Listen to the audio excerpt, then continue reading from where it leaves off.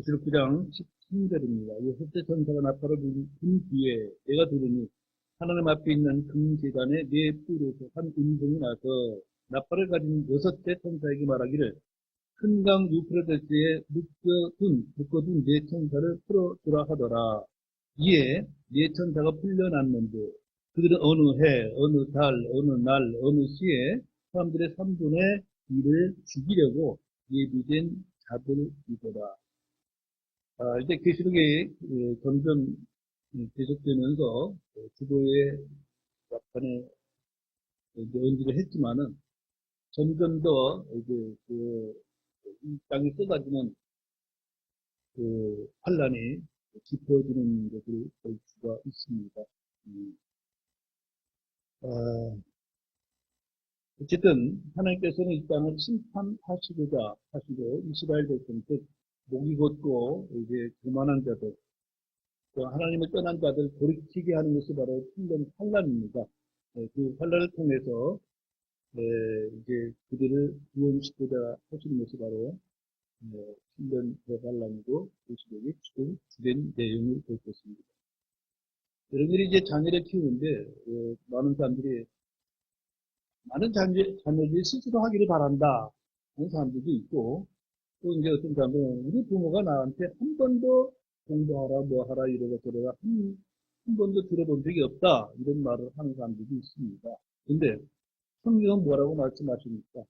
자녀들을 바로 가르치지 않고 바로 지도자 하지 않는 것은 하나님에 대한 순종이 아닙니다. 그런 걸 자랑할 필요가 없어요. 또 어떻게 하는 것이 주님께서 기뻐하실 것인가? 그런데 맨날 성경 읽는다고 하면서 성경과는 일치하지 않는 삶을 한다면은 무슨 주님의 영화를 따는 것은 주님 것입니다. 예배도 여러분들이 처음과 끝을 어떻게 마감을 짓느냐?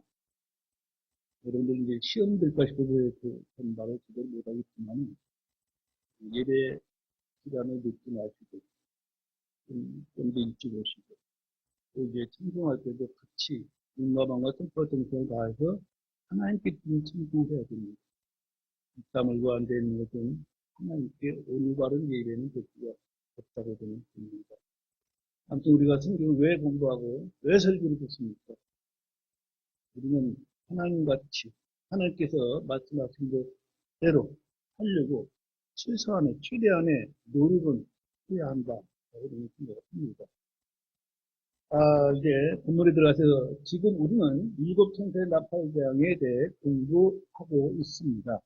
일곱째 봉인이 떼어지고 난 후에 요한이 본 일곱 천사가 받은 일곱 나팔대왕은 넷과 셋으로 뚜렷이 구분되는데 이는 자연 환경에서 오는 재앙과 사람들에게 직접 가해지는 재앙입니다. 지난 시간에도 말씀을 드렸지만은 첫째 천사가 나팔을 불기 전에 어떤 천사가 금향로를 취해서 땅으로 던졌습니다. 하나님 앞에 성도들의 기도와 함께 드린 향로에 제단의 불을 가득 채워 땅에 던지니 땅에서는 어떤 일이 생겼습니까? 계시록 8장 5절에서 음성들과 천둥들과 번개들과 지진이 있더라 라고 말하고 있습니다. 이후로 첫째 천사가 나팔을 불었고 땅은 이제 계시록 8장 7절에서 보면 나무들의 3분의 1이 타고 모든 풀이 불에 타게 되는 것을 보게 되죠.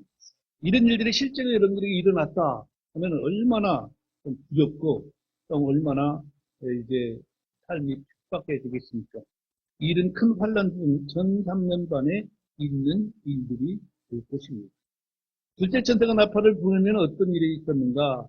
계시록 8장 8절로 9절을 보니까 바다의 3분의 1이 피가 되었으며 또 바다에 있으면서 생명을 가진 청조물의 3분의 1이 죽고 배들의 3분의 1이 부서졌더라.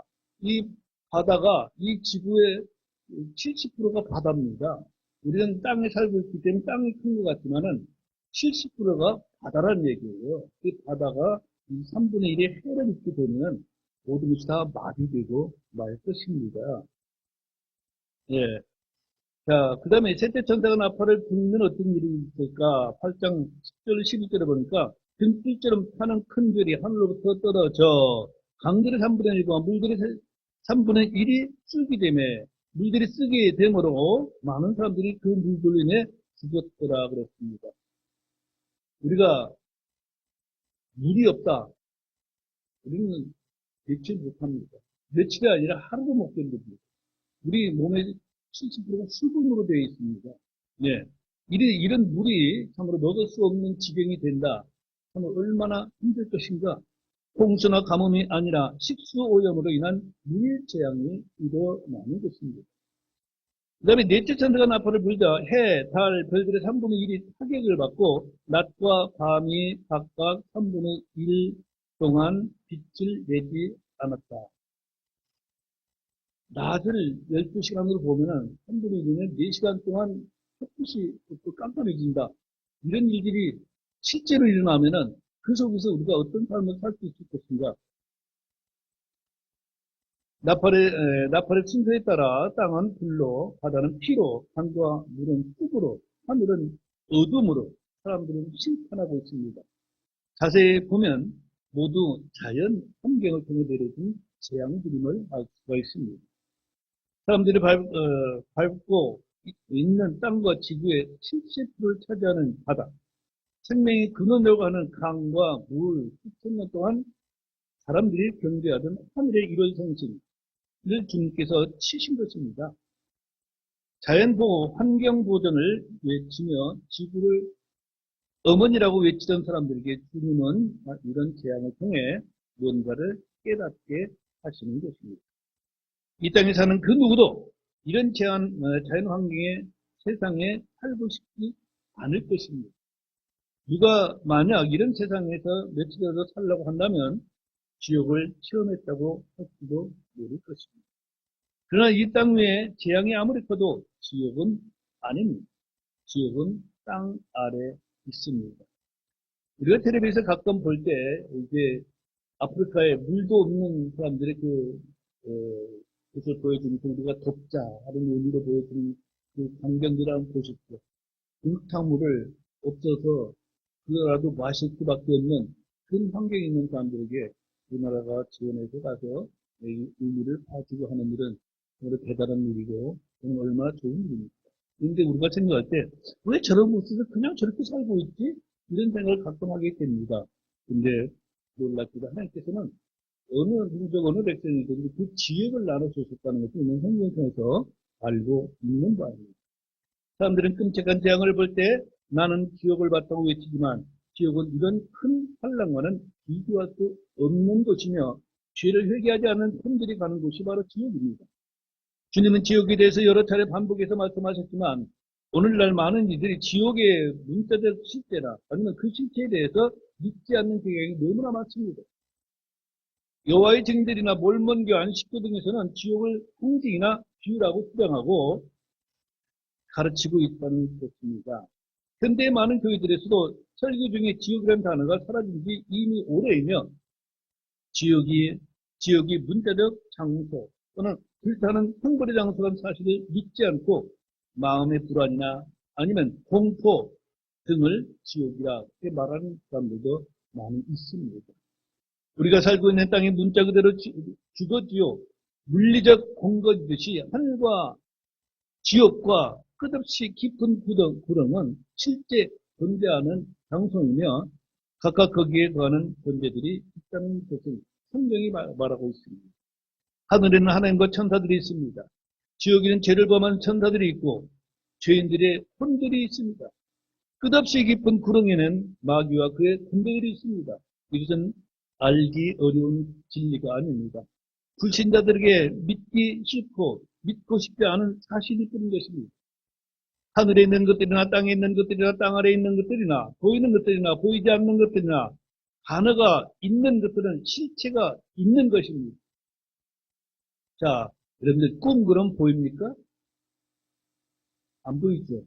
근데 있어요. 그 단어가 있습니다. 마음 보입니까? 안 보여요. 근데 있어요.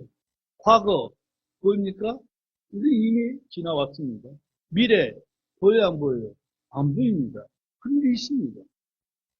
근데 이 세상에 어떤 것은 단어가 있다는 것 자체는 실존하고 있다는 것을 말해주고 있는 것입니다.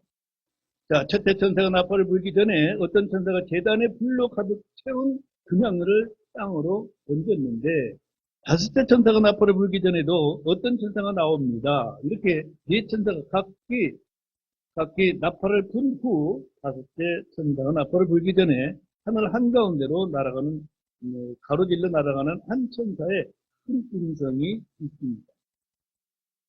우리가 계시록 8장 13절에서 읽었듯이 이제 새 천사가 불게 될 다른 나팔 소리를 하며 땅에 거하는 자들에게 화가 있으리로다 하고 외쳤습니다. 하늘 한가운데로 가로질러 날아가는 한 천사의 음성은 온 땅에 있는 모든 거주민들이 다 들을 수 있는 정도 하나님의 공지 사항을 알리고 있는 것이죠. 하나님은 신문이나 방송, 인터넷을 사용하지 않고 천사를 통해서 직접 이 땅의 모든 사람들에게 뭔가를 알려주시는 것입니다. 은밀하게 알려주신 것이 아니라 공개적으로 눈에 보이도록 하늘 한가운데로 가로질러 날아가며 하면서 큰 음성으로 외치게 하셨습니다. 이 천사가 누구인지 그 이름은 나오지 않습니다. 하늘을 가로질러 날아가는 한 천사를 통해 사람들은 아직도 세 번의 화가 남아 있다는 사실을 알게 해줍니다. 온 땅에 거하는 자들에게 화가 있습니다. 신약교회의 크리스천들은 지금 땅에 있지 않고 하늘에 있습니다. 큰 화란을 통과하는 유대인들을 포함하여 이방인들이나 환난 성도들 역시 고난을 받을 것입니다. 이마에 하나님의 인을 받은 14만 4천 명을 제외한 땅에 거하는 모든 사람들이 큰 환난을 겪게 됩니다. 다섯 천사가 부는 나팔의 천사가 말하는 첫 번째 화입니다. 첫 번째 화는 지구상의 생물이 아니라 깊은 구덩이에서 올라오는 메뚜기들로 말미암아 받는 재앙입니다. 이전까지 사람들은 땅, 바다, 물, 하늘의 어둠으로 인해 자연 환경적인 폐해에 따른 재앙을 겪었지만 이번에는 평생 듣지도 보지도 못하던 이상한 메뚜기들로 말미암아 5달 동안 죽고 싶어도 죽지도 못할 고통을 받게 됩니다. 자연재앙이 아니라 사람들에게 직접적으로 고통이 가해집니다. 사람들이 메뚜기들에게 받는 고통이 얼마나 큰지 죽음을 구하지만 죽을 수도 없습니다. 계시록 9장 11절 보십시오. 계시록 9장 11절을 보니까 그것들을 다스리는 왕이 그것들에게 있었는데 이는 바닥 없는 구덩이의 천사니라. 그의 이름은 히브리 말로는 아바돈이지만 그리스 말로는 아폴론이라는 이름을 가졌더라 했습니다. 하나님께서 지으신 야생 메뚜기는 왕이 없습니다. 잠언서 3장 27절에서 왕이 없어도 모두가 때를 지어 나아가는 메뚜기라고 말씀하고 있는 것을 보게 되죠. 깊은 구덩이에서 올라온 메뚜기들에게는 왕이 있습니다. 끝없이 깊은 구덩이에서 올라온 메뚜기는 견종이며 초대적 존재들로서 왕이 있습니다. 왕의 이름은 아바돈이고 아폴리온이라 이렇게 부르게 되죠. 자, 12절 말씀을 보겠습니다. 한 가지 화가 지나갔으며 보라 이후에 두 가지 화가 더 오리라. 다섯 번째 재앙은 천사가 선포한 첫 번째 화로서 사람을 죽이지는 않고 단지 고통만 주는 재앙이었습니다. 9장 7절로 10절은 끝없이 깊은 구덩이에서 올라온 메뚜기들의 모양을 묘사했는데 이는 괴의 생명체라고밖에 달리 할 말이 없습니다. 이렇게 해서 한 가지 화가 지나갔죠. 자, 13절 보십시오. 여섯째 천사가 나팔을 분 뒤에 내가 들으니 하나님 앞에 있는 금제단의 네 뿔에서 한 음성이 나서 그랬습니다. 여섯째 천사의 나팔 소리가 나자 하나님 앞에 있는 금제단의 네 뿔에서 한 음성이 났습니다. 하늘에 금제단이 있고 금양로가 있습니다. 땅의 성막과 성전에는 놋제단과 놋항아리가 있었습니다. 놋과 금의 차이가 땅과 하늘의 차이라고 볼 수가 있죠.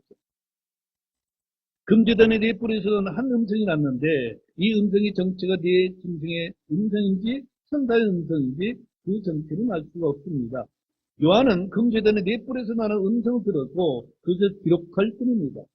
이 음성이 다음 구절에서 천사에게 어떤 명령을 내리는 것으로 보아 천사보다 상위 있는 권능을 가진 존재라는 것은 추정할 수가 있죠. 금제단의 네 뿔에서 나는 한 음성은 하나님의 명령을 받아 천사들에게 전하는 것으로 보입니다. 14절 보십시오. 나팔을 가진 여섯째 천사가 말하기를 큰 강 유프라데스에 묶어둔 네 천사를 풀어주라 하더라 그랬습니다. 지금까지 나팔을 받은 천사들은 마치 지휘자의 지시에 따라 자기 나팔을 차례대로 부는 것으로 끝났습니다. 나팔 치고 나팔을 불면 땅에서는 심판이 진행되었던 것입니다. 마치 나팔 소리에 맞춰 군대가 행진하는 것이나 멈추는 것처럼 천사의 나팔 소리에 맞춰서 이 땅에 뭔가 일이 진행되었습니다. 그런데 여섯째 천사가 나팔을 불자 제단의 뿔에서 한 음성이 나팔을 분 천사에게 뭔가 해야 할 일을 지시하고 있습니다. 큰 강 유프라데스에 묶어둔 네 천사를 풀어주라. 여섯째 천사가 나팔을 분 후에 자신이 해야 할 일을 받은 것입니다. 이미 앞에서 바다나 강에 대한 특징한 언급이 없으면 그것은 이제 우리가 지리적으로 볼 때 지중해와 유프라테스 강이라고 말한 적이 있는데 유프라테스 강은 창세기 2장 14절에 처음 등장하는데 이제 동산을 둘러서 도는 넷째 강으로 계시록까지 이 강은 계속 나오고 있음을 보게 됩니다.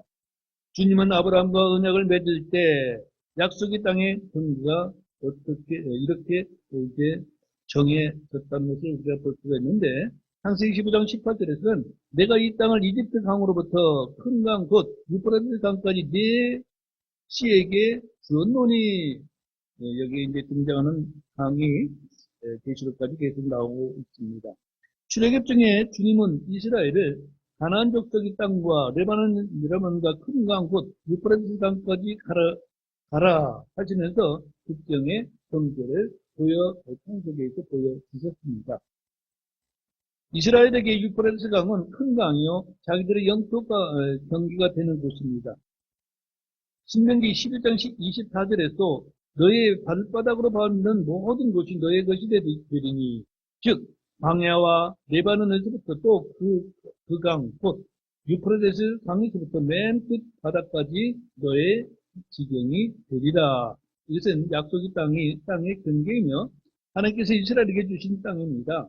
본문은 성경에 정해준 이스라엘의 땅의 경계로서 지금 누가 살고 있든지 이곳은 이스라엘에게 주어야 할 땅인 것입니다. 오늘날 유엔에서 이 사실을 인정하지 않고 이스라엘의 영토를 팔레스타인에게 양보하라고 압력을 주고 있습니다. 미국이나 유럽 역시 그러합니다. 중동 평화의 이제 핵심은 이스라엘의 땅을 빼앗아서 주변 민족들에게 주는 것입니다. 왜 그렇습니까? 그들은 하나님을 믿지 아니하고 하나님께서 정해준 땅을 인정하지 않기 때문에 그곳에 살던 팔레스타인들에게 돌려주라 하는 것이죠. 그러나 이 세상을 지으신 분은 하나님이시고 경기를 정해주신 분도 하나님이십니다. 그러나 이는 잘못된 것인데 성경은 이미 몇천 년 전에 그 땅이 누구의 것인지 분명하게 기록해 두고 있다는 사실입니다.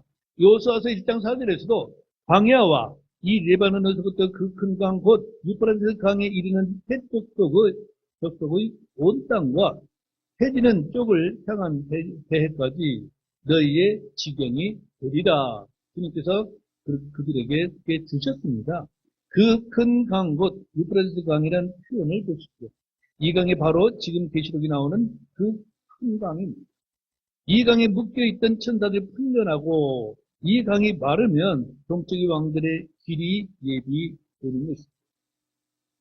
큰 강 유프라테스는 이집트 사람들에게 나일강, 중국인들에게 양자강, 한국 사람들에게 한강처럼 너무나 익숙하고 중요한 강입니다. 그 강들이 없다면 그 강 주위에 어떤 사람도 살 수가 없기 때문에 이 강이 얼마나 중요한가를 말해주고 있습니다. 하늘의 금제단에 네 뿔에서 나온 음성이 여섯째 나팔을 부는 천사에게 큰 강 유프라테스에 묶어둔 네 천사를 풀어주라고 했습니다.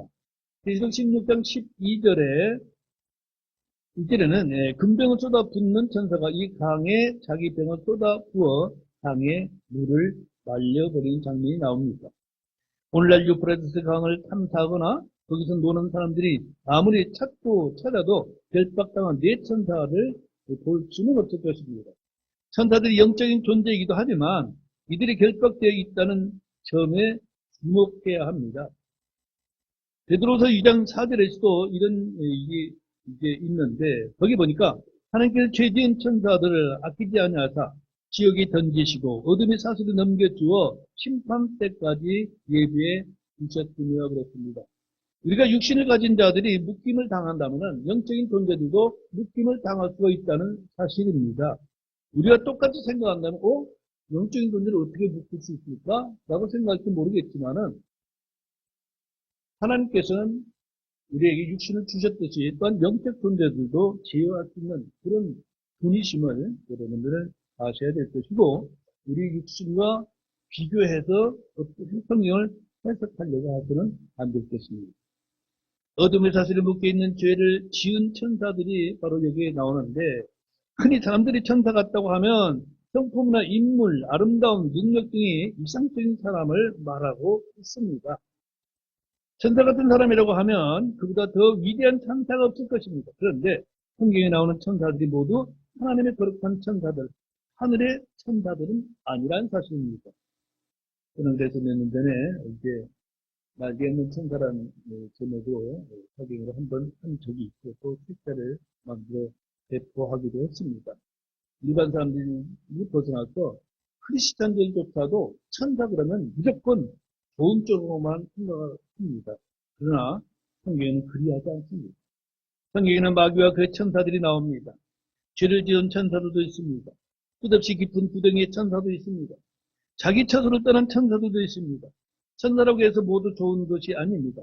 천사란 한 영적 존재들의 대명사입니다. 그들은 지옥에 던져진 천사들이 어둠의 사슬에 넘겨졌다고 말하고 있습니다. 유다 역시 자기들의 거처를 떠난 천사들을 사슬로 묶어 어둠 밑에 예비해 두었다고 말하고 있습니다. 유다서 1장 6절을 보겠습니다. 한번 찾아보고 넘어가겠습니다.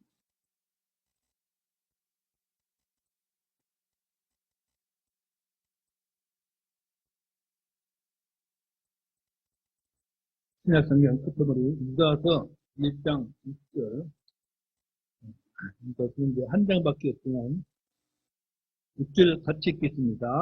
또 자기들의 처음 신분을 지키지 아니하고 자기들의 거처를 떠난 천사들을 큰 날의 심판 때까지 영존하는 사슬로 묶어 어둠 밑에 예비해 두셨는데 그렇습니다.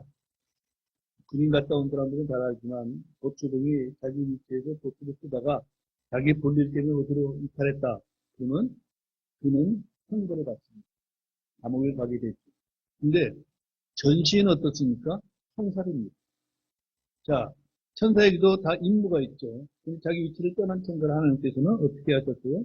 사슬로 묶어서 어둠을 가져놨습니다. 하나님께서는 이들 중에 유프라테스에 결박되어 있던 네 천사들을 풀어주라고 합니다. 죄수들이 풀려나면 어떻게 됩니까? 세상이나 사회는 마비되고 맙니다. 흉악한 범죄자가 감옥에서 탈출했다는 소식은 인간들에게는 두려움과 공포를 불러일으키게 될 것입니다. 유프라테스 강에 묶여있는 네 천사가 풀려났다는 소식은 이 세상에서는 일대 충격에 얼마나 놀라운 일입니다. 아주 흉악범죄를 저지른 자가 아니면 이제 성폭행 범죄자가 풀려났다. 우리 사회에서도 그렇지 않습니까? 그 사람들이 어제 인천 무슨 계양교에 사기된다. 그럼 그 주민들이 어떻게 해요? 환영해요? 들고 일어납니다. 우리 지역은 못 옵니다. 절대 못 오게 합니다. 그와 마찬가지로 왜? 두려움의 존재가 되기 때문에 그렇습니다. 지금 이 세상에 이 정도의 질서를 유지하고 있는 것은 끝없이 깊은 구덩이에 잘 봉인되어 있고 죄를 범한 천사들이 묶여 있기 때문입니다. 이들이 풀려나서 세상으로 나온다면 이 세상 사회는 경찰이나 군대로 질서를 유지할 수가 없습니다. 그런데 주님은 이들을 풀어주라고 하심으로 이 땅은 전쟁이면에 혼란과 재앙이 현실이 되고 마는 것입니다. 요한은 바다에서 올라오는 짐승과 땅에서 올라오는 짐승에다 큰 강에 묶여있는 천사들까지 풀려나는 것을 보게 됩니다. 사람들이 이런 세상을 지옥 같다고 하는데 이 말이 조금도 과장이 아니라 실제가 될 것입니다. 자, 본문 돌아가서 15절을 보겠습니다. 계시록 9장 15절입니다. 이에 대해 천사가 풀려났는데 그들은 어느 해, 어느 달, 어느 날, 어느 시에 사람들의 3분의 1을 죽이려고 예비된 자들이더라. 여섯째 나팔을 부르던 천사가 묶여있던 네 천사를 풀어주었습니다. 결박당했던 천사들이 풀려났습니다. 이들은 결코 풀려나서는 안 될 천사들입니다. 풀려난 천사는 어느 해, 어느 달, 어느 날, 어느 시에 사람들의 10분의 1을 죽이려고 예비된 자들입니다. For 1 hour, on a day, on a month, on a year. 예, 이것이 바로 이제 날짜를 따지자면 아마 392일 1시간 동안이 될 것입니다. 1년하고도 몇 달이 더 있죠. 자, 첫째 화가 5개월 동안 땅을 휩쓸었고, 둘째 화는 396일 동안, 즉 1년하고도 한 달 하루 1시간 동안 땅을 휩쓸게 됩니다. 이들은 죽음의 천사들, 하멜의 천사들입니다. 이들을 풀어준 것은 땅에 있는 사람들을 죽이려고 하는 것이죠. 이들이 무려 땅의 사람들을 얼마나 3분의 1을 죽입니다. 우리는 이미 전에 넷째 복음을 열었을 때 창백한 말 위에 판 사망이란 자와 그를 따르던 지옥이 땅의 4분의 1을 다스릴 권능을 받아 칼과 굶주림과 사망과 땅의 짐승들을 죽이는 것을 보았습니다. 이미 4분의 1이 죽은 상태에서 남은 자들 중 3분의 1이 또 죽습니다.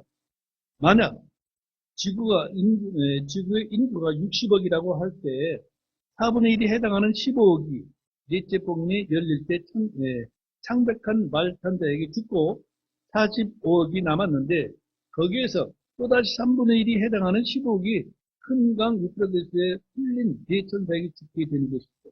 결국 절반이 이들에게 죽게 되는 것을 말해주고 있습니다. 사탄은 사망의 권능을 가진 자요. 이제 처음부터 살인자입니다. 주님은 이들을 일컬어서 처음부터 죽이고 멸망시키기 위해 오는 도둑들이다 이렇게 말씀하고 있죠. 첫째 화가 있었을 때 전갈이 꼬리에 쏘인 것 같은 고통으로 죽음을 받은 사람들은 이제 그 소원이 완벽하게 응답되었음을 보게 됩니다. 이제는 죽기 싫어도 죽게 되는 것이죠. 첫째 화와 둘째 화를 비교해 보겠습니다. 첫째는 구덩이에서 올라오고 3절에서 보니까 둘째는 유프라데에 있어서 올라오게 됩니다. 첫째는 꼬리에 전갈과 같은 권능을 받았고 둘째는 꼬리에 뱀과 같은 권능을 받고 있음을 보게 됩니다. 첫째는 죽이지 말고 고통만 주라는 명령을 받았는데 바로 5절이죠. 둘째 사람들은 함부로 이를 죽이라고 명령하는 것이 바로 18절입니다. 첫째는 말들과 같았고 둘째는 말탄 자들입니다. 첫째는 곰과 같은 왕관을 쓰고 있지만 둘째는 왕관이 없습니다. 첫째는 사람의 얼굴이지만 둘째는 사자의 얼굴입니다. 첫째는 철 흉갑 같은 흉갑이 있지만 둘째는 유과 홍옥과 유황으로 된 흉갑이 있습니다. 첫째는 꼬리에 쏘는 침이 있고 둘째는 꼬리들이 뱀 같았고 머리들도 가지고 있음을 보게 됩니다. 사람들은 5개월 동안 고통만 주는데 둘째는 396일 동안 죽입니다. 첫째는 끝없이 깊은 구덩이에 천사가 왕으로서 지휘를 하고 둘째는 네 천사들에 의해서 지휘를 받게 됩니다. 그래서 이제 시간이 있다면 첫째는 어떤 모습인가 성경 구절을 보고 둘째는 어떤 모습인가 성경을 이게 사에서 대조해 보면은 더 확실하게 알게 될 텐데 그러면은 설교 시간 너무 늦는다. 집에 갈 것이 그렇게 하고 있습니다. 자, 15절 보겠습니다. 16절. 계시록 9장 16절입니다. 그 기병들 군대의 수는 2억이었으며 내가 그들의 수를 들었노라. 사람들은 죽이는 데 동원된 군대는 2억 명의 유병들인데 이들은 지상의 군대가 아닐 가능성이 많죠. 성경 신자들 중에서는 사탄의 기름된 이 군대는 동쪽에서 오는데 아마도 인도나 혹은 중국이나 몽골에서 올 것이다. 와 같은 이상한 해석을 자연스럽게 내어놓는데 이것은 성경적으로는 전혀 근거는 없습니다. 성경에서 군대는 세 종류가 있는데 첫째는 하늘의 군대가 있고 둘째는 지상의 각 나라의 민족이 가진 군대들이 있습니다. 그리고 셋째는 마귀의 지하 군대들이 있음을 우리 성경에서 통해서 알 수가 있습니다. 이 부분은 오늘날 대부분 신학자들 크리스천들에게도 잘 알려지지 않은 내용입니다. 마귀는 자기 왕국이 있고 거짓 사역자들이 있고 거짓 대언자가 있고 악한 영이 있고 거짓 교사들이 있습니다. 사탄은 자신의 큰 도시 바벨론에 있고 자신의 그리스도가 있고 딴 자신을 경배하고 섬기에 따르는 사람들이 있음을 보게 되지요. 하늘의 군대가 있듯이 지하에는 마귀의 군대가 있습니다. 이미 깊은 부정에서 올라온 메뚜기 떼가 이 땅에 올라와 5달 동안 고통을 주었는데 2억의 기병들이 역시 그런 존재들입니다. 이들은 땅 아래에서 올라온 존재들로서 천상의 영적 존재들과 마찬가지로 땅 아래의 영적 존재들이 그린 것입니다. 신화나 전설에는 무덤에서 일어난 강시들이나 짐승들이 살아나서 사람들을 괴롭히는 이야기들이 많습니다. 어느 나라나 천상의 선과 지악의 악에 대한 대결 구도, 즉 전쟁에 대한 이야기들이 많은데 그들은 이런 것들에 무엇인지 잘 모르고 하는 줄을 믿었습니다. 그들은 성경에는 특별 계시가 없기 때문입니다. 우리는 이런 것들에 대해 정확히 알고 있습니다. 성경은 하늘에 있는 것이 무엇인지 알려줄 뿐만 아니라 땅 아래 지하세계에 대해서 잘 알려주고 있기 때문입니다. 큰강 유프라데스의 네 천사들이 풀리면 그들은 2억의 기둥들을 이끌고 온 땅에 사람들을 죽이기 시작하는데 13개월 동안 3분의 1을 죽입니다. 이것은 고대 신화나 실화, 만화 등에서 나오는 이야기가 아니라 성경이 구체적으로 기록되어 있는 계시의 말씀인 것입니다. 자, 구약 17절 보겠습니다. 내가 이같이 환상 속에서 그 말들과 그 외 천자들을 보았는데 그들에게 불과 청옥과 유황으로 된 흉갑이 있었고 또 말들의 머리는 사자의 머리 같았으며 그것들의 입에서는 불과 연기와 유황이 나오더라. 사도 요한은 그들이 누구인지 어떻게 생겼는지 정체를 본 대로 들은 대로 기록을 하고 있습니다. 그 말들과 그 위에 탄자들을 보았는데 했는데 말들은 하늘에서 내려온 불말들이 아닙니다. 하늘에 있던 군대들이 희고 깨끗한 고운 아마포 옷을 입고 흰말을 타고 예수 그리스도를 따르듯이 이들은 말들을 타고 예천세의 지위를 받아서 이 땅에 사람들을 죽입니다. 이 말들은 사람들이 주고 사료를 먹이는 말들이 아닙니다. 이것들은 초자연적인 생물들입니다. 말들의 머리는 사자머리 같았고 그들의 입에서는 불과 연기와 유황이 나왔습니다. 이 땅에 어떤 말도 이런 말은 없습니다. 우리는 지금 공상 영화나 만화, 영화를 보는 것이 아니라 성경을 통해 이런 것들을 보고 있습니다. 말을 탄 자들 역시 사람들이 아닙니다. 그들에게는 불과 청옥과 유황으로 된 흉갑이 있습니다. 예전에 반지의 제왕이 나오는 어떤 인물들과 아주 흡사합니다. 이들은 거침없이 이 땅을 누비며 마음껏 사람들을 죽입니다. 이때 사람들은 숨떠나 도망가는 것 외에 달리 할 일이 없을 것입니다. 어떤 짐승이든지 정치인이나 종교인들도 이들을 막거나 대적할 수 없고 협상할 수 없습니다. 불과 연기와 유황이 나오는 말들과 그들 위에 한자들의 모습은 외계에서 온 존재들이라고 생각하지 할지 모릅니다. 이들은 모두 지하에서 올라온 자들입니다. 18절 봅니다. 이 세 가지 곧 그것들의 입에서 나오는 불과 연기와 유황에 의해 사람들의 3분의 1이 죽임을 당하더라. 사람들이 이들이 뿜어내는 불과 연기와 유황에 의해 3분의 1이 죽임을 당합니다. 전쟁과 기근, 역병으로 많은 사람들이 죽은 적이 있습니다. 중세 유럽에 번진 흑사병은 당시 유럽 인구의 3분의 1을 죽였습니다. 이건 역사적으로 이게 잘 알려진 일이죠. 큰 환란 때 2억의 말들이 뿜어내는 불과 연기와 유황으로 지구촌의 사람들 3분의 1이 죽게 됩니다. 이들은 죽음의 사자들이라 할 수 있습니다. 우리나라의 전설 따라 삼천리에 등장하는 저승사자나 해골바가지가 난 긴 낫을 든 검은 옷을 어떤 존재들을 죽음의 사자로 그리고 있지만은 성경은 전혀 다른 종류를 언급하고 있음을 보게 됩니다. 자, 19절 보겠습니다. 그들의 권능은 그들의 입과 꼬리들이 있는데 그들의 꼬리들은 뱀 같았고 또 머리들을 가지고 있어서 그들이 그 꼬리들로 해치더라. 여러분들이 이 글을 보면서 이해할 수 있는 글이 있습니까? 꼬리에 머리가 있다? 뭐 이런 것들은 우리는 상상할 수가 없는 것들입니다. 말들의 권능은 그것들의 입과 꼬리에 있습니다. 입에서는 불과 연기와 유황이 나오고 꼬리들은 뱀 같은데 머리들을 가지고 있습니다. 꼬리에 머리가 있는 것은 이런 기괴한 말은 지상의 어떤 책에도 다루지 않습니다. 말이 뱀의 꼬리를 하고 있는데 머리가 있다고 말하고 있습니다. 말들의 머리는 사자 같고 말들의 꼬리는 뱀의 모습으로 서로 다른 종 사이의 변종입니다. 그리스 로마 신화에는 반인 반수의 이야기들이 아주 많이 나옵니다. 다른 종 간의 변종 괴물체들은 신과 인간의 합성으로 보면서 사람들보다 몇 단계 위에 있는 지혜와 권능을 지닌 것으로 묘사를 하고 있습니다. 예를 들어 사타로스가 있습니다. 성경에도 사타로스가 나오는데 머리에 작은 뿔이 달렸으며 하체는 연소로 묘사하고 있습니다. 우리나라에서는 신라 시대의 문양에 자주 나오는 이제 가릉빈가라는 인두조신의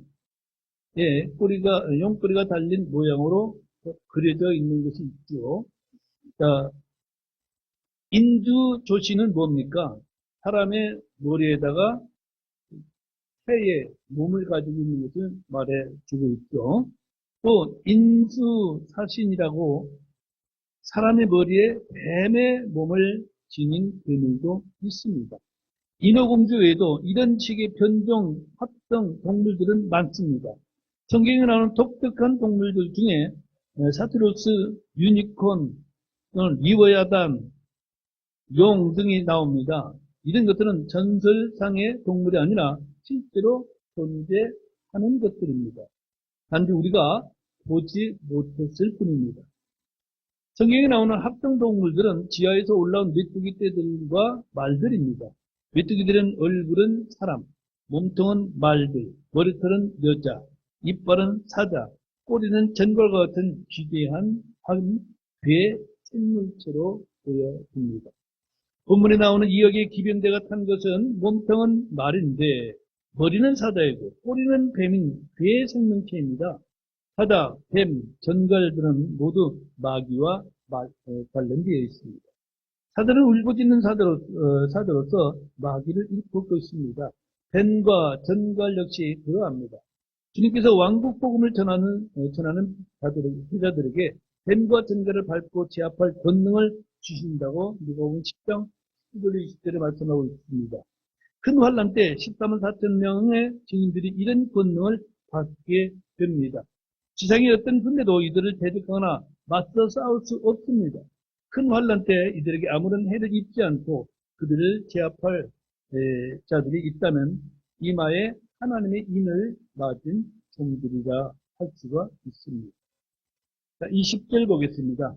이 재앙들에 의해 죽임을 당하지 아니하고 남은 사람들은 여전히 자기 손의 행위들을 회개하지 아니하며 마귀들과 또 금과 은과 돌과 나무로 만든 우상들, 곧 보거나 듣거나 그럴 수 없는 우상들에게 경배하는 것을 그치지 아니하고 그랬습니다. 자, 이들에게 죽임을 당한 3분의 1을 제외하고 살아남은 자들은 모두 제정신 아닐 것이고 누구라도 싸움하에 걸릴 정도일 것입니다. 이들은 이런 심판의 재앙을 당한 후에 보이는 반응을 보십시오. 남은 자들은 여전히 자기 손의 행위들을 회개하지 아니하며 그랬고 우상들에게 경배하는 것을 그치지 아니하고 그랬습니다. 이것이 남은 사람들의 반응입니다. 우리가 볼 때는 재앙이 떨어지면 아차 이거 큰일 났구나 하면서 돌이킬 수 있을 것이라고 생각하지만은 이때에 남은 자들은 더욱더 완고해지는 것을 보게 되죠. 첫째 화에서 5째 달 동안 죽지도 못하고 고통을 받았고 둘째 화를 통해 3분의 1의 사람들이 죽는 끔찍한 재앙 속에서 살아남았다면 그들은 지독히도 운이 좋은 사람들이라 생각할 수 있습니다. 그런데 이들은 왜 회개하지 아니할까요? 천사들이 미리 하늘을 가로질러 날아가면서 이들에게 재앙에 대해 선포했고 또한 문자 그대로 재앙이 임했는지도 말입니다. 이들은 하나님의 존재를 모른다거나 믿지 못한다고 할 수 없습니다. 이들은 날마다 이적들과 기적들을 듣고 보고 체험하고 있는 가운데 있죠. 천사들이 영원한 생명의 말씀을 선포하는 것을 보고 있습니다. 14만 4천 명의 증인들이 왕국 복음을 선포하면서 이런 일들을 모두 다 증언합니다. 하늘과 땅에는 다양한 표적들이 증언합니다. 지금 보고 있는 일들이 인류 6천년 역사에 있던 큰 환란의 시기란 점은 아무도 부인할 수 없습니다. 그런데 이들은 아무도 회개하지 않았습니다. 20절 하반절에서 남은 자들은 여전히 자기 손의 행위들로 회개하지 아니하며 그랬는데 이들이 회개해야 할 손의 행위는 무엇일까? 죄인들이 하는 손의 행위는 도둑질이나 폭력, 살인입니다. 사람들은 손으로 우상들을 만들었습니다. 사람들은 손으로 악을 행합니다. 그들은 이것은 그들이 두 손으로 열심히 악을 행하려 함이라. 이가 10장 3절에 그렇게 기록된 것과 같은 것이죠. 손의 행위들이라는 것은 우리의 육체의 행위들을 훔침하는 것이므로 모든 잘못과 불법, 죄를 시인하고 회개해야 합니다. 심리 요한은 너희는 회개하라 하늘의 왕국이 가까이 왔느니라고 선포했고 우리 주님께서 동일한 말씀을 선포했고 사도들 역시 그렇게 선포했습니다. 계시록 9장은 큰 환란의 한가운데 있습니다. 천사들이 전한 복음에도 불구하고 이들은 자기들의 손의 행위를 회개하지 않고 자신의 경배하는 것에서 돌이키지 않고 있습니다. 사도행전 17장 30절은 뭐라고 말씀하시는가? 하나님께서 이같이 무지하던 때를 눈감아 주셨으나 이제는 모든 곳에서 모든 사람들에게 회개하라고 명령하시나니 그랬습니다. 모든 곳에서 모든 사람들에게 주신 하나님의 명령이 회개하라입니다. 그런데 이 명령에 순종하지 않는 사람들이 너무나 많습니다. 구약 사람들은 회개하고 율법을 지켜야 합니다. 요한의 때에는 회개하고 물로 침례를 받아야 합니다. 신약에서는 회개하고 복음을 믿어야 합니다. 믿는 자들의 침례는 회개의 표시이며 하나님이 향한 선한 양심의 고백이며 말씀의 순종입니다. 주님은 큰 환란의 성도들에게 회개하라 그래야지 아니하면 무엇 못하리라 하는 이제 강력한 명령들이 지어지고 있는 것을 보게 되지요. 죄인들은 말씀을 선포해도 회개하지 않았고 기적을 보여주어도 회개하지 않았습니다. 주님께서 능력 있는 일들을 많이 행하신 도시의 도시들이 회개하지 않았을 때 어떤 일이 있었습니까? 마태복음 11장 20절에 그분께서 강력한 일들을 가장 많이 행하신 도시들이 회개하지 아니하므로 그때 그분께서 그 도시들을 꾸짖기 시작하시니라 했습니다. 사람이 회개하지 아니하면 멸망합니다. 사람은 죄를 많이 지어서 멸망하는 것이 아니라 그 죄를 회개하지 않기 때문에 멸망하는 것입니다. 사람이 지옥에 가는 것은 죄 때문이 아니라 죄를 회개하지 않기 때문인 것입니다. 복음의 핵심은 이것입니다. 죄를 시인하고 자백하고 돌이키는 회개입니다. 우리가 일상생활에서 참으로 얼마나 하나님 말씀과 반대되는 삶을 많이 살고 있습니까? 우리는 은연중에도 얼마나 많은 죄를 지고 있습니까? 그렇기 때문에 날마다 회개가 필요한 것입니다. 주님께서 그러나 너희가 회개하지 아니하면 다 그와 같이 멸망하리라 그렇게 말씀하고 있기 때문에 날마다의 삶을 또한 죄들을 또한 불법들을 회개해야 하는 것입니다. 성도들은 죄를 짓고도 회개하지 않으므로 구원의 기쁨을 잃어버리고 복된 소망을 잃어버립니다. 주님 주시는 평강과 기쁨을 잃어버립니다. 죄를 이길 수 있는 권능을 잃어버립니다. 성도들이 회개하지 아니하면 구원을 잃어버리는 것은 아니지만 유업의 상속이나 보상을 잃어버립니다. 반을 빼앗겨버립니다. 구원받은 성도가 죄를 짓고도 회개하지 아니하면 징계가 임하거나 악하게 되거나 죽기도 하는 것입니다. 큰 환란 때 이 땅의 사람들은 결코 자신들이 경배하던 마귀들의 우상들을 버리지 않습니다. 그들은 거듭되는 재앙이 아무리 혹독해도 회개하지 않습니다. 그들은 마귀들을 섬기고 용에게 경배합니다. 짐승의 형상에 절하고 경배합니다. 자신들이 만든 우상들에게 경배합니다. 그들은 경배의 대상을 바꿀 의사가 전혀 없습니다. 자, 21절 보겠습니다. 또 자기들의 행한 살인과 마법과 음행과 도둑질을 회개하지도 아니하더라. 두 가지 화를 몸소 체험한 사람들에 대해 성경은 회개하지 아니하더라고 말하고 있습니다. 마귀들을 경배하고 우상들에게 경배하는 것은 물론이고 그들은 살인과 마법과 음행과 도둑질도 회개하지 않습니다. 큰 환란 때의 재앙으로 먼저 죽은 사람들이 살아남은 사람들보다 더 많은 죄를 지어서 미리 죽은 것이 아닙니다. 회개하지 않으면 모두 똑같이 멸망하게 됩니다. 살인, 마법, 음행, 도둑질은 큰 환란에서 일상적인 삶의 방법이 될 것입니다. 마귀가 통치하는 시대에 사람들은 본성의 애정이 없어지기 때문입니다. 살인, 음행, 도둑질은 지금도 성행하지만 마법은 그 큰 환란 때 악한 영들에 의해서 자행되는 것들입니다. 이들은 성령의 권능이 아니라 악한 영으로 말미암은 기적들을 많이 행할 것입니다. 큰 환란 때 기적들을 일으키는 사람들이 어느 시대보다 더 많을 것입니다. 신들린 사람들이 수없이 많고 악한 영들의 사로잡힌 이들의 스스로 초능력자임을 자랑할 것이며 그들은 어떤 재앙에도 결코 회개하는 법이 없습니다.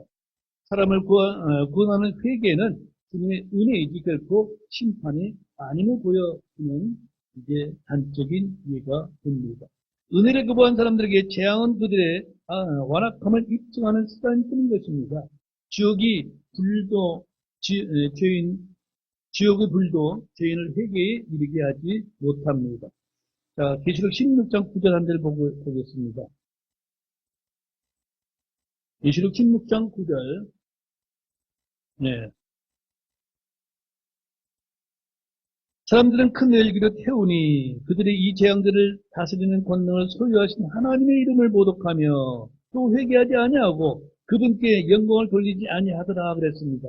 이것이 죄인들의 속성이라고 말할 수밖에 없죠.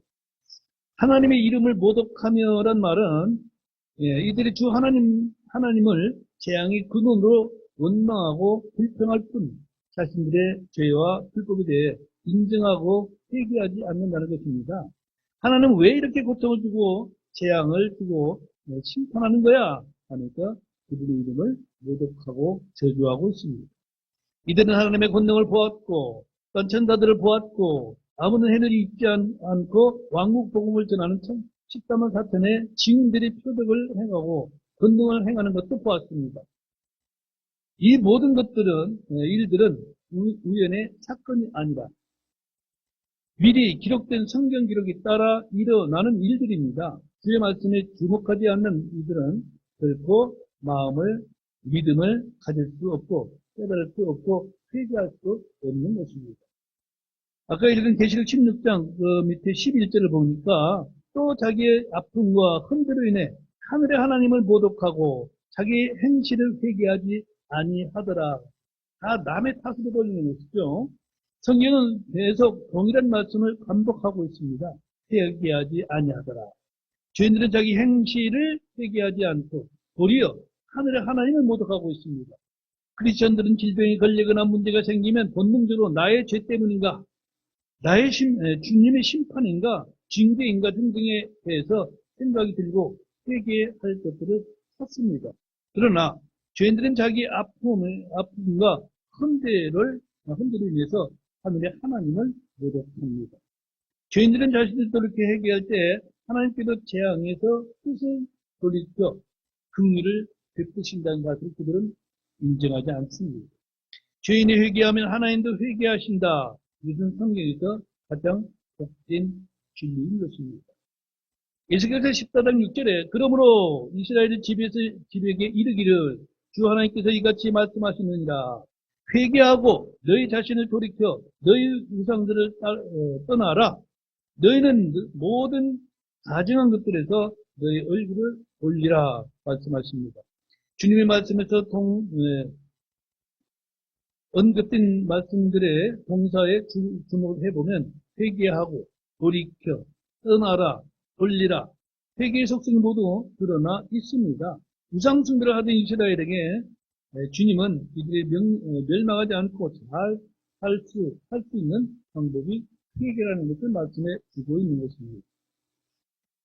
한 구절 찾아보고 마치도록 할게요. 에스겔서 18장 30절 말씀 보겠습니다. 에스겔서 18장 30절 살셨으면 한 목소리로 같이 읽겠습니다. 그러므로 오 이스라엘 집아 내가 너희를 심판하되 각 사람을 그의 길들에 따라 심판하리라. 주 하나님의 말하노라. 회개하고 너희의 모든 범법들을 버리고 돌아서라. 그러면 불법이 너희 몰락의 원인이 되지 아니하리라. 아멘. 주님은 심판하시겠다고 하시면서 회개하고 너희의 모든 범법들을 버리고 돌아서라고 말씀하고 있습니다. 징계, 심판은 회개를 위한 수단이 되도록 하시려는 것이죠. 회개하면 그들이 받은 심판, 재앙은 복이 됩니다. 회개하면 불법이 너희 몰락의 원인이 되지 아니하리라는 약속의 말씀으로 멸망하지 않겠다는 것입니다. 계시록 9장은 두 가지 화가 기록되어 있는데 깊은 구덩이에서 올라온 메뚜기와 기역 기병대에 관한 말씀입니다. 메뚜기의 꼬리는 견갈이요 말의 꼬리는 뱀이었습니다. 이 점에서 9장은 견갈의 꼬리와 뱀의 꼬리를 가진 그 생물체가 출현하는 것입니다. 이로써 나팔을 받았던 7천사들 중 6이 각각 자기 나팔을 불었고 이제 마지막 7째 천사의 나팔만 남아 있습니다. 이제는 7째 봉이 열릴 때와 마찬가지로 7째 천사의 나팔을 불 때에는 똑같이 그전에 뭔가 설명이 있고 하늘에 관해서 말씀을 하고 있습니다.